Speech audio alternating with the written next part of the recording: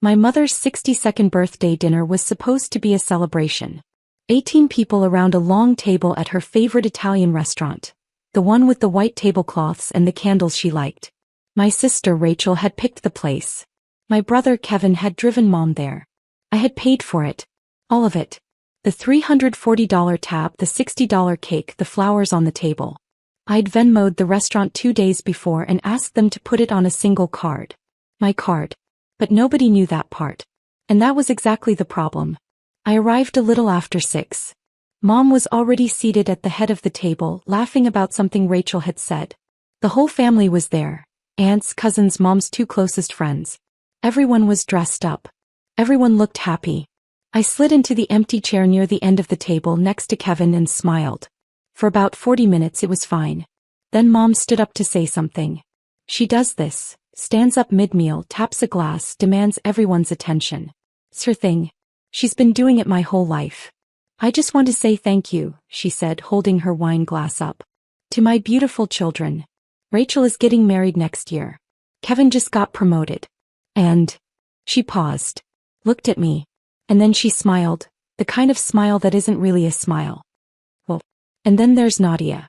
Our family ATM. The table erupted. Not polite laughter. Real laughter. The kind that fills a room. Rachel covered her mouth, shoulders shaking. Kevin grinned into his water glass. My Aunt Linda slapped the table. Mom's friend Carol said, "Oh my God, that's so true," and everyone laughed harder. I sat very still. Mom wasn't done. She turned to the table, still holding her glass. Seriously. Whenever anyone needs anything, Nadia pays. Need a new fridge? Call Nadia. Car broke down. Nadia's on it. It's basically her job at this point. More laughter. Mom shrugged like she was being charming. Like it was funny. Like it was a compliment. I smiled. I didn't say anything. I picked up my fork and kept eating. And I made a decision. Not right then. Not in that moment. The decision had been building for months. Maybe longer. But sitting there watching my mother use me as a punchline in front of 18 people, watching no one defend me, watching the woman I'd spent 4 years financially keeping afloat laugh at the fact that she'd been doing it, something inside me went very, very quiet. Not angry. Not loud. So, like a switch flipping off. I finished my dinner. I stayed until dessert. I said happy birthday to my mother, hugged her and left at 8:15. I drove home in silence. And that night at 9:47 p.m. I opened my laptop, logged into every account and began. I need to take you back. Because this didn't happen overnight. This was 4 years in the making. My dad died in February of 2020. Heart attack. He was 63. It was fast. One morning he was fine, that afternoon he was gone. Mom called me from the hospital and I drove there and sat with her in a white plastic chair and neither of us said much. That's how grief works sometimes. You don't have words. You just sit. Dad had been the one managing the finances. Not because Mom couldn't, she's not unintelligent, but because he just always had. He paid the bills. He handled the mortgage. He kept track of everything in a little notebook he stored in the kitchen drawer. When he died, that notebook was the only record anyone had. Within 2 weeks, Mom called me in a panic. Nadia, I don't know what's due when. I don't know what the passwords are. I can't figure any of this out. I was 29. I just finished my master's in finance. I was working as a junior analyst at a firm downtown, making $72,000 a year. It wasn't a lot. But I knew numbers. I knew how to organize things. And she was my mother and she was grieving and I loved her. So I said yes. Just for a few months, I told her. Until you get on your feet. That was 4 years ago. The first few months it made sense. Mom was devastated. She could barely get out of bed some days. Someone needed to make sure the mortgage got paid, the electric bill didn't get shut off, the groceries showed up. I set up autopays. I linked her accounts to mine. I created a spreadsheet because of course I did, and tracked every single dollar going out the door. Here is what that spreadsheet looked like in those early months. Mom's mortgage. $1,450 a month. Utilities, electric, gas, water combined, $520. Groceries and household supplies, $480. Mom's car insurance and payment, $390. Internet and cable, $160. Mom's credit card minimum payments, $750. That's $3,750 a month. Before emergencies. And there were always emergencies. The water heater broke in March. $1,200. The fridge stopped working in May. $900 for a replacement. Kevin's car needed new brakes in June. And somehow that became my problem too because he lived at Mom's house and used her car half the time anyway. $340. By the end of the first year, I'd spent $51,000 on my mother's household. $51,000. In 12 months. On a salary that had just recently been bumped to $78,000. I was living in a studio apartment. I ate ramen 3 nights a week. I didn't go out. I didn't buy new clothes. I didn't have a vacation in over a year. Every paycheck after taxes I looked at the numbers and I did the math and I transferred what needed to be transferred. And I told myself it was temporary. I told myself Mom would figure it out. I told myself this is what family does. But Mom didn't figure it out. Because she didn't need to.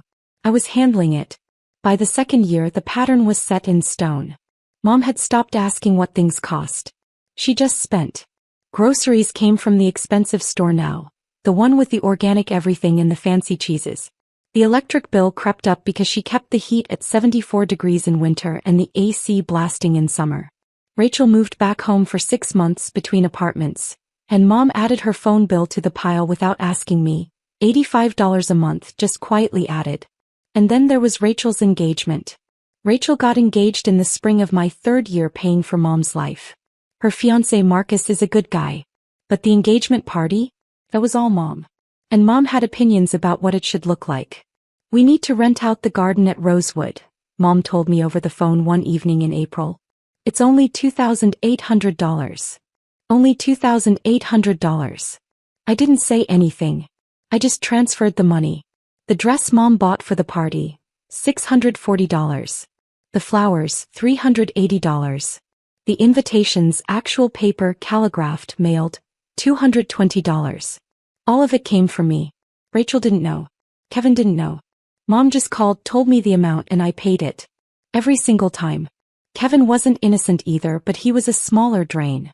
He lived at Mom's, ate Mom's food, used Mom's gas money. He asked for cash sometimes, just to get through the week. And Mom would call me and say, Kevin needs $200, can you wire it? And I would. Because what else was I supposed to do?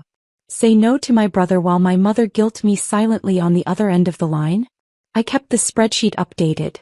Every month. Every transaction. Every receipt.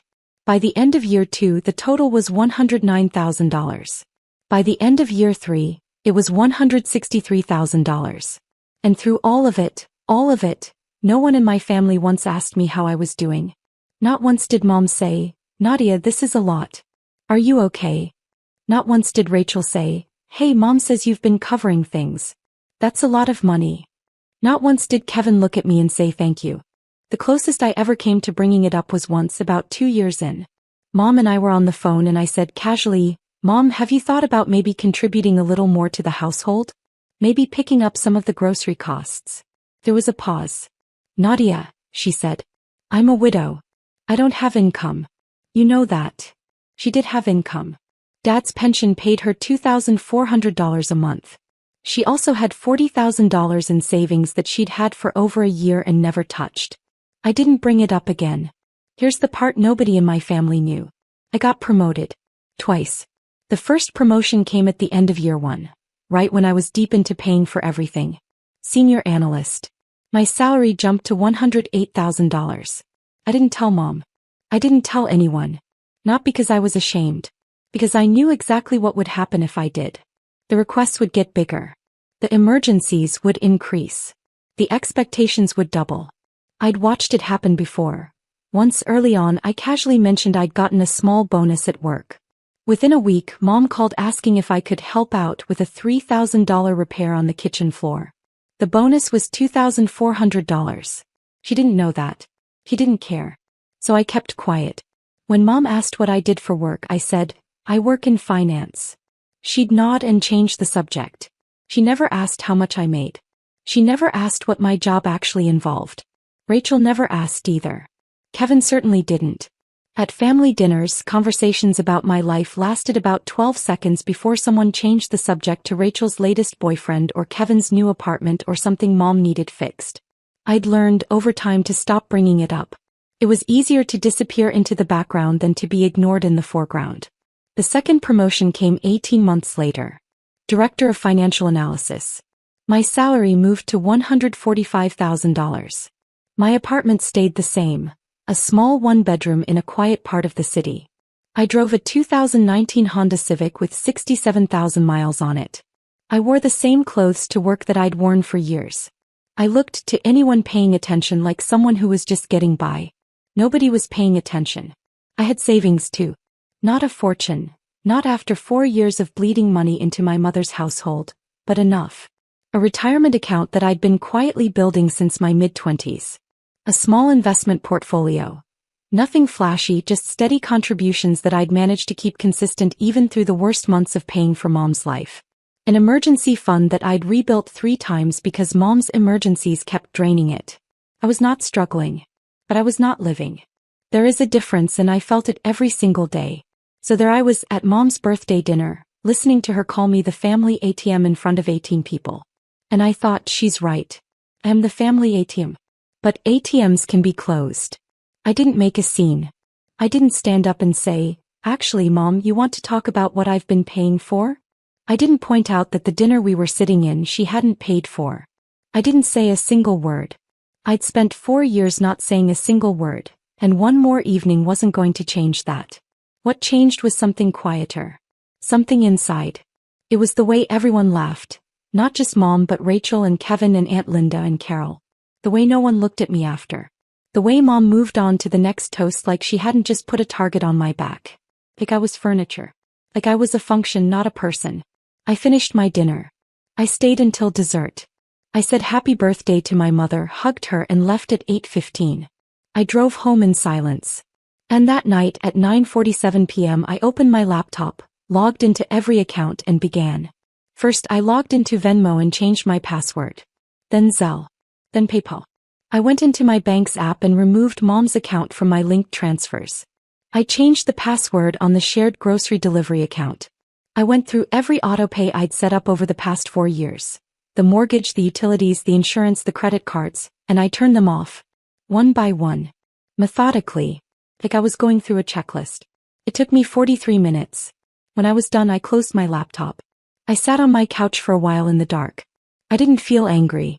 I didn't feel triumphant. I felt something closer to exhaustion. Like I'd been holding something heavy for a very long time, and I'd finally, quietly set it down.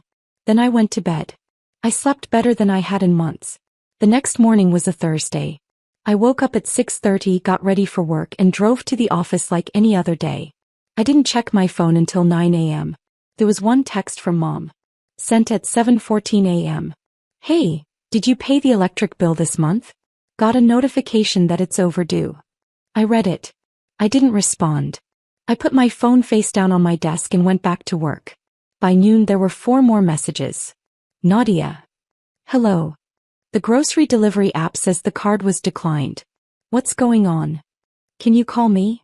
I read them all during my lunch break. I didn't reply to any of them. Not because I was being cruel. Because I had nothing to say. I'd made my decision. I'd made it quietly and carefully and with full knowledge of what it would mean. Explaining myself wasn't part of it. By 5 p.m. Mom had called me 7 times. I let every call go to voicemail. That evening I ate dinner at my apartment. A simple pasta with vegetables and watched TV. Around 8 I checked my phone again. 12 missed calls now. 3 voicemails. I listened to the first one. Mom's voice, irritated but not yet scared. Nadia, what is going on? The mortgage autopay didn't go through. The bank sent a notification. Can you just call me back? This is getting ridiculous. I deleted it without listening to the others. Friday morning. I was at work by 8. My phone buzzed almost constantly throughout the day. Mom, Rachel, Kevin. All of them calling, all of them texting. I glanced at the screen periodically but didn't open anything. What was happening on the other end I learned later piece by piece. At 8:23 a.m. the mortgage autopay bounced. The bank sent a notification to Mom's email, the one I'd set up for her 2 years ago, and a text to her phone. The mortgage was $1,450. The NSF fee was $35. Total due now, $1,485. At 10:15 a.m., Mom tried to use the debit card linked to the account I'd been funding to buy groceries at the store down the street. Card declined. She stood in the checkout line with a cart full of food and had to put it all back. At 11:40 a.m., Kevin tried to put gas in Mom's car. Card declined at the pump. By 1 p.m. Rachel was texting me in all caps. "What is going on? Mom is freaking out." I didn't respond. By the end of Friday, Mom had called me 31 times. 31 times in one day. I know because I counted later when I went through the call log. The voicemails shifted in tone as the day went on. The first ones were annoyed. "Just fix this, Nadia." The ones in the afternoon were confused. "I don't understand what's happening." The last voicemail, left at 9:58 p.m., was the first one where Mom's voice sounded uncertain. "Nadia, what did you do Saturday?" "I slept in. I made coffee. I sat by the window with a book and enjoyed the quiet of my apartment. The quiet I never got to enjoy because there was always a call, always a request, always something that needed fixing." At 6:47 a.m. the heat in Mom's house shut off. It was February. The outside temperature that morning was 28 degrees. Inside Mom's house, without the furnace running, the temperature started to drop almost immediately. By 10 a.m. it was down to 52. By noon it was 44 degrees in the living room. Mom called me at 7 a.m. Then at 7:15. Then at 7:30. Rachel called at 8. Kevin called at 8:45. The first time he'd called me in weeks. By 10 a.m. the messages were different. "Rachel, Nadia, the heat is off. It's freezing in here. Mom is crying." "Kevin, dude, what is happening? Seriously. Mom, please. The heat is off. So cold. Please just fix this." I read every single message. I sat with my coffee and I read them and I felt not much. A small, sharp ache somewhere behind my ribs. The part of me that still loved my mother, that still remembered who she was before the grief turned her into someone who took and never once looked up to see what it was costing. But underneath that ache was something firmer. Something that said, "This is what you chose. This is what it looks like." I did not respond. By the end of Saturday, by the time I went to bed at 10 p.m., Mom had called me 80 times. 80 times in 3 days. I know the exact number because Rachel texted it to me at 11 p.m., in a message that read, "Mom has called you 80 times. 80. Please, Nadia. Just talk to her." I turned off my phone and went to sleep. Sunday morning. I was making breakfast when I heard a knock at my door. It was Rachel. She was wearing a heavy coat and a scarf, and her nose was red from the cold. She looked like she hadn't slept. When I opened the door, she stood there for a second looking at me, really looking at me, maybe for the first time in a long while. Then she looked past me into my apartment. It's a small place. 1 bedroom, a kitchenette, a living room that doubles as a dining room. The furniture is simple. No artwork on the walls. A single bookshelf half full. The kitchen counter had my coffee mug, a toaster, and a bowl of apples. That was it. Rachel stepped inside slowly. She turned in a small circle, taking it all in. Her engagement ring. The one Mom had made a huge deal about, the one I'd quietly helped Marcus pick out without him knowing, caught the light from the window. "This is where you live," she said. Quietly. Like she was hearing herself say it for the first time. "Yeah," I said. "You want coffee?" She didn't answer. She was still looking around. At the worn couch. The second-hand bookshelf. The small TV. The shoes lined up neatly by the door. 2 pairs. The closet half open, showing a row of simple clothes. "Nadia," Rachel said. She turned to face me. Her eyes were filling up. "How long have you been paying for Mom's house?" I poured her a cup of coffee and handed it to her. "Sit down," I said. She sat. And I told her. Not everything, not every single number, not every single bill. But enough. I told her about the spreadsheet. I told her about the mortgage and the utilities and the groceries and the car payments. I told her about Kevin's breaks and Mom's credit cards and the engagement party flowers and the calligraphed invitations. I told her the total. $187,000, I said. Over 4 years. That's what the bank confirmed. Rachel didn't say anything for a long time. She held her coffee cup in both hands and stared at the table. Her face went through several things: confusion, disbelief, and then something that looked a lot like shame. She didn't. Rachel started. No, I said. She didn't know how much. Or she didn't want to know. Either way. And you never said anything? When would I have said something, Rachel? Every time I tried, she made me feel guilty for asking.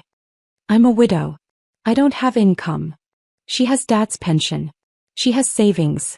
He just never had to use them. Because I was covering everything. Rachel set her coffee down. She pressed her hands against her face. Oh my God, she whispered. We sat in silence for a while after that. The morning light moved across the kitchen floor. Outside, a car passed. Somewhere down the hall, a neighbor's dog barked. What do you want me to do? Rachel finally asked. Nothing, I said. I don't want you to do anything. I just want her to understand what's been happening. And I want her to figure it out. Rachel nodded slowly. She looked at me, really looked, and something in her expression shifted. Not pity. Something more complicated than that. I'm sorry, she said. I'm so sorry, Nadia. I had no idea. I know, I said. That's part of the problem. On Monday morning, Mom called the bank. She'd been calling me all weekend, 80 times by Saturday night, and another 40 by Sunday evening. I hadn't answered once.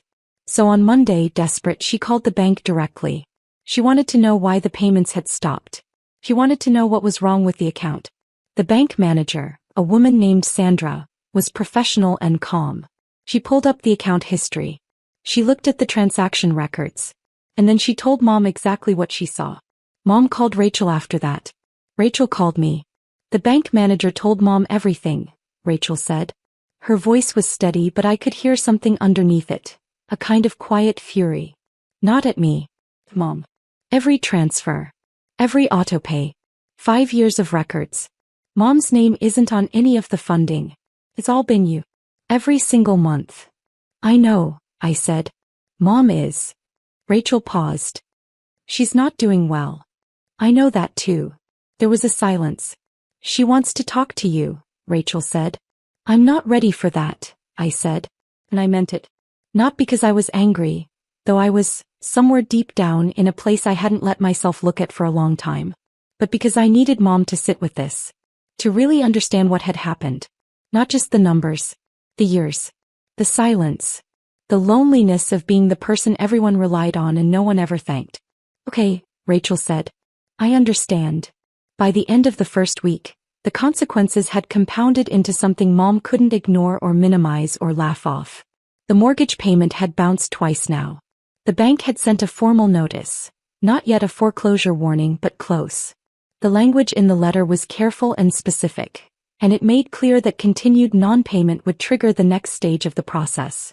The heat had been off for 5 days. Mom had called a repair company on Sunday, but when she gave them her card, it was declined. She didn't have the $847 needed to cover the past due gas bill plus the $200 reconnection fee. She called Rachel, who didn't have it either. She called Kevin, who had $60 in his checking account. The electric bill was $380 overdue. A shut-off notice had arrived in the mail on Tuesday. The car insurance payment had bounced. A letter arrived Wednesday saying the policy would be suspended in 10 business days unless payment was received. Mom's credit cards, 2 of them with minimum payments I'd been making for years, were now past due. Late fees had kicked in. The credit card company had called twice. And the grocery situation was, in Mom's words, a disaster. Without the card working, without cash, without anyone to cover it, the fridge was running low. Mom had $2,400 in her pension, which had deposited on the first of the month. But that money had to cover everything now, and $2,400 doesn't stretch far when you're used to spending $4,000 a month. Kevin, to his credit, had started looking for a part-time job. It was the first time in 2 years he'd done anything like that. Rachel had quietly started paying for some of Mom's groceries out of her own pocket.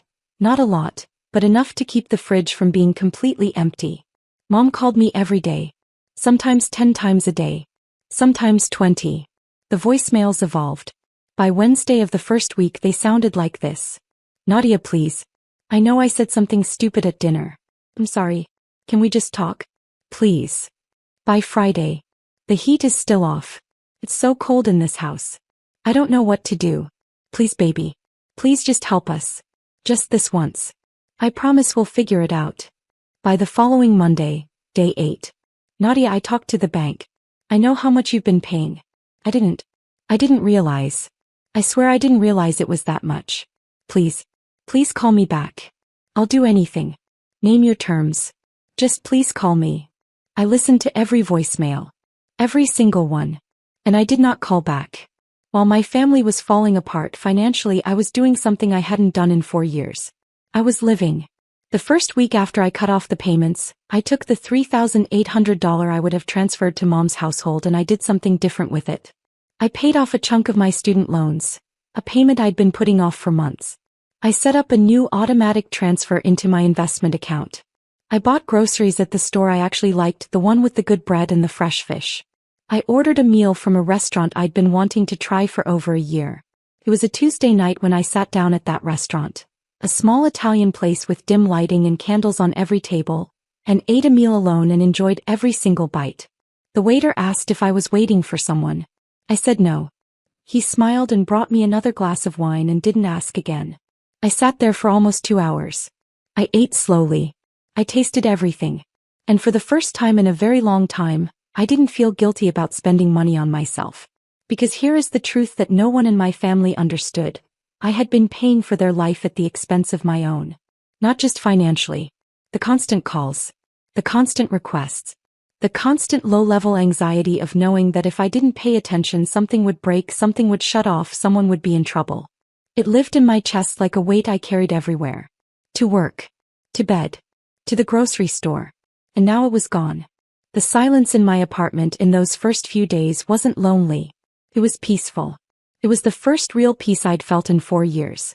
Rachel came back on the following Sunday. And the Sunday after that. She didn't come asking me to fix things. She came to sit with me. To talk. To understand. I think in her own way she was trying to make up for 4 years of not noticing. Not all at once. But slowly. One visit at a time. The second time she visited, she brought a bottle of wine and we sat on my couch and she asked me questions. Real questions, the kind no one in my family had asked me in years. What did I actually do at work? What did I enjoy? Was I happy? Did I have friends outside of the office?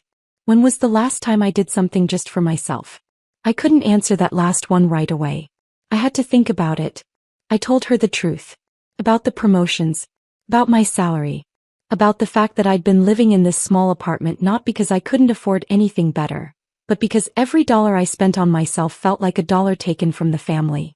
I'd internalized it so deeply that I didn't even realize for a long time how wrong it was. I thought this was just what you do, Rachel said, holding her wine glass. For family. It is, I said. But not like this. Not one person carrying everything while everyone else benefits and no one says thank you. That's not family. That's just free labor with a guilt trip attached. Rachel was quiet for a long time after that. Mom doesn't understand, she said finally. I know. She thinks money just appears. Like it always has. Dad handled it before and then you handled it and she never had to think about where it came from. Yeah, I said. That's exactly it. So what happens now? I took a sip of my wine. Now she learns. By the end of the second week, the situation at Mom's house had forced some hard decisions. Mom had used Dad's pension money, the $2,400 she'd been saving untouched for years, to cover the most urgent bills. The heat came back on. The mortgage made a partial payment, enough to delay the formal warning. But it was a band-aid. The $40,000 in savings she'd been sitting on, the money she'd never touched because she never needed to, was now being opened reluctantly for the first time. Kevin got a part-time job at a warehouse. He started paying for his own gas. Mom sat down with Rachel and for the first time in years actually looked at a budget. A real one. Not the fantasy version she'd been living on, where money materialized whenever she needed it. The real numbers. What came in. What went out. What was left. It wasn't pretty. But it was honest. Mom called me again on a Thursday night. I let it ring. But this time the voicemail was different. Nadia, she said. Her voice was smaller than I'd ever heard it. Quieter. I talked to Rachel. And I talked to the bank. Then I sat down and I looked at everything. Everything you've been paying. For 4 years. Pause. A long one. I didn't know. I swear to you I didn't know how much. I thought. I don't know what I thought. I think I just didn't think about it at all. And that's worse, isn't it? Another pause. I'm sorry. I'm so sorry, baby. Not just for the money. For the joke. For all of it. For never asking how you were doing. For never saying thank you. You deserved so much better than what we gave you. Her voice cracked just slightly on the last sentence. I know you're not ready to talk. But when you are, we'll be here. On your terms. Whatever you need. I listened to that voicemail 3 times.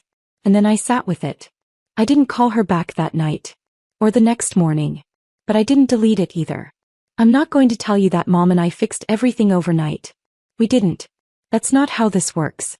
What I will tell you is this. 3 weeks after Mom's birthday dinner, I agreed to meet her for coffee. Not at her house. At a neutral place. A small cafe near my office that she'd never been to. We sat across from each other and Mom looked tired and smaller somehow, like the weight of the past few weeks had physically shrunk her. She didn't make excuses. She didn't try to guilt me. She just sat there and listened while I told her, calmly, quietly, what the past 4 years had actually been like for me. The loneliness. The stress. The feeling of being invisible while being essential. The way she'd made me feel at that dinner like I was a joke. Mom cried. I didn't cry. I'd already done my crying months ago alone in my apartment in the dark, on nights when the weight of it all became too much. When I was done, Mom nodded. What do you need from me? She asked. I need you to handle your own finances, I said. I need you to use Dad's pension. I need you to sit down with Rachel and make a real budget. I need Kevin to contribute. And I need you to stop treating money like it grows on trees. Or like it grows on me. Mom nodded again. And one more thing, I said. Anything. I need you to never call me the family ATM again. Not as a joke. Not as anything. Because I'm not. I'm your daughter. And I deserve to be treated like one. Mom reached across the table and took my hand. Her eyes were red. Her grip was tight. I know, she said. I know that now. It's been 2 months since that dinner. Mom's household runs differently now. She pays her own mortgage, on time from her pension and savings. Rachel contributes to groceries and utilities. Kevin pays his own expenses. The budget is tight and it's a real adjustment, but it's honest. No one is drowning. No one is pretending. Mom calls me on Sundays now. Not 80 times. Once. We talk for about 20 minutes. She asks how I'm doing, actually asks and actually listens to the answer. Phew. It's a start. I moved to a new apartment last month. A 1-bedroom in a better building with bigger windows and a kitchen I actually like cooking in. I bought new furniture. I bought a painting for the wall, something bright and warm that I picked out myself just because I liked it. I still drive the Honda Civic. Some habits take a while to change. But here is what I want you to understand if you've read this far. I didn't do what I did to punish my mother. I didn't do it out of spite or anger or revenge. I did it because I'd spent 4 years making myself smaller so that everyone else in my family could stay comfortable. And at some point, at a dinner table with a glass of wine in her hand, laughing at me in front of 18 people, my mother accidentally showed me exactly how small I'd become. So I stopped being small. And for the first time in 4 years I started taking care of the one person who needed it most. Me.